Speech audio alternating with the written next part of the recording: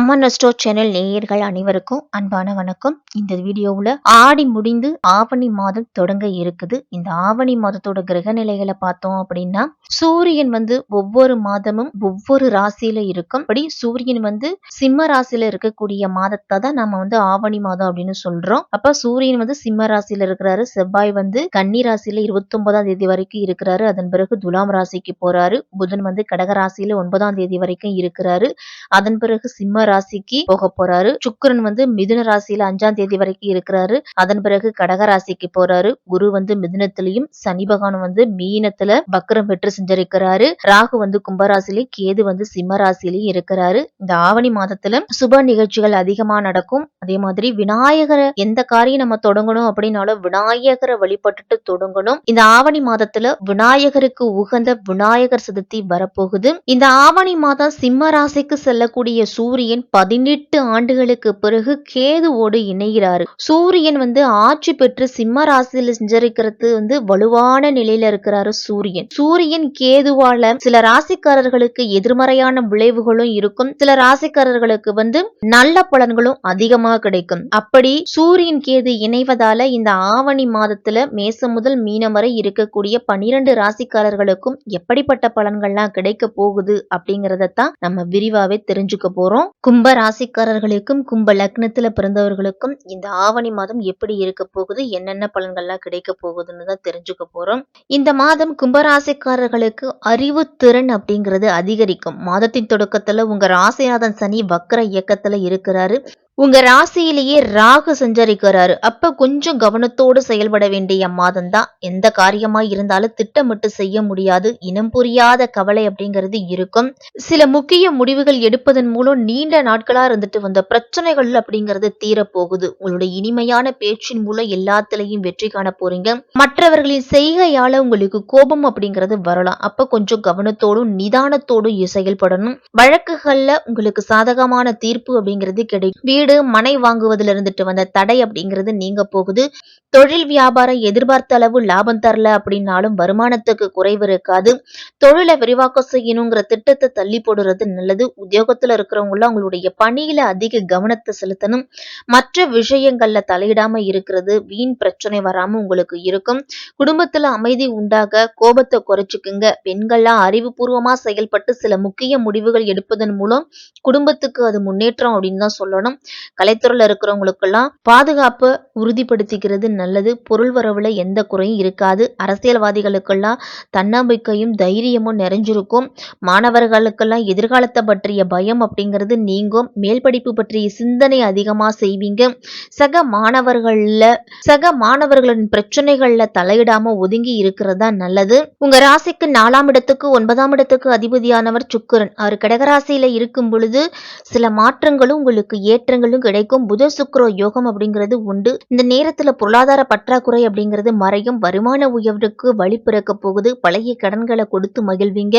தைரியமும் தொழில புதிய பங்குதாரர்கள் நின்று உங்களுக்கு லாபத்தை வரவழைத்து கொடுப்பாங்க. உங்க ராசிக்கு பஞ்சம் அஷ்டமாதிபதியானவர் புதன். அவர் சிம்ம ராசிக்கு வரும்போது பிள்ளைகள் வழியில சில விரயங்கள் ஏற்படலாம். வெளிநாடு செல்லு படிக்கணும்னு நினைக்கிறவங்களுக்கு அது கைகூடும். வீடு மாற்றம் அப்படிங்கிறது திருப்திகரமா அமையும். வாடகை வீட்டுல இருப்பவங்க எல்லாம் சொந்த வீடு வாங்கி போகக்கூடிய யோகம் கூட இருக்குது. உத்தியோகத்துல இதுவரை தாமதமான இடமாற்றம் அப்படிங்கிறதே கிடைக்கும். சில முக்கிய முடிவுகளை அனுபவஸ்தர்களுடைய ஆலோசனையை கேட்டு எடுக்கிறது நல்லது. சிம்மத்திலேயே இருக்கக்கூடிய சூரியனோடு புதன் சேருவதால புத ஆதித்ய யோகம் அப்படிங்கிறது கிடைக்குது. அதனால அரசியல்ல ஈடுபட்டு இருக்கிறவங்களுக்கு புதிய பொறுப்புகள் கிடைக்கும். உயரதிகாரிகளோட நிர்பந்தத்தின் காரணமா தடைப்பட்ட பதவி உயர்வு அப்படிங்கிறது இப்பொழுது கிடைக்கும் உங்களுக்கு.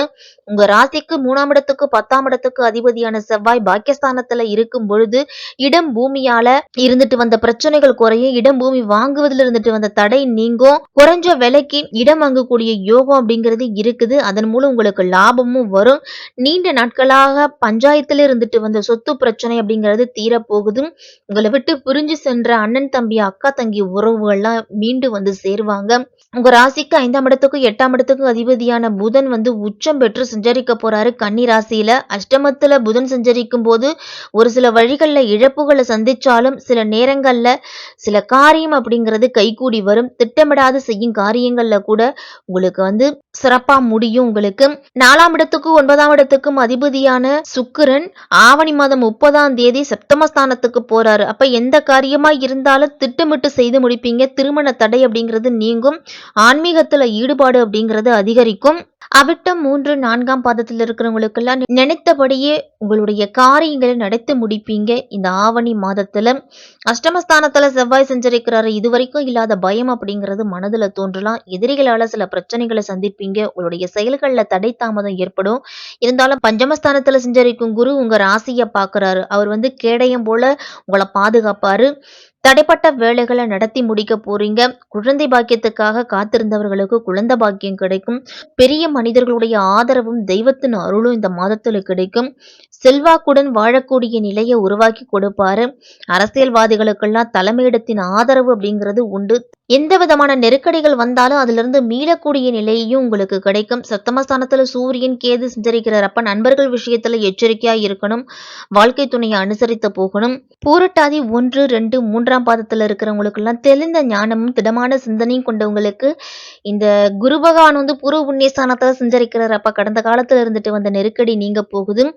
பல்வேறு முயற்சி செய்தும் நடைபெறாம இருந்த வேலைகள் அப்படிங்கிறது முடிவுக்கு வரும். பூர்வீக சொத்துல ஏற்பட்ட சிக்கல்கள் நீங்கும். உங்களுக்கு பிள்ளைகளுடைய கனவுகளை நனவாக்குவீங்க. குடும்பத்தில் இருந்த சங்கடங்கள் பிரச்சனைகள் அப்படிங்கிறது விலகும்.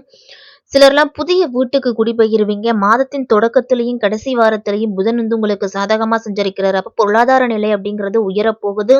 வியாபாரிகளுக்கும் கலைஞர்களுக்கும் புதிய ஒப்பந்தம் கிடைக்கும். ஆகஸ்ட் 21 வரை சுக்கிரன் வந்து சாதகமா சஞ்சரிக்கிறார். அப்ப பணவரவு உண்டு. உங்களுக்கு உங்களுடைய தேவைகள் பூர்த்தியாகும். கணவன் மனைவிக்குள்ள இருந்துட்டு வந்த பிரச்சனைகள் குறையும். பொன் பொருள் சேர்க்கை உண்டு.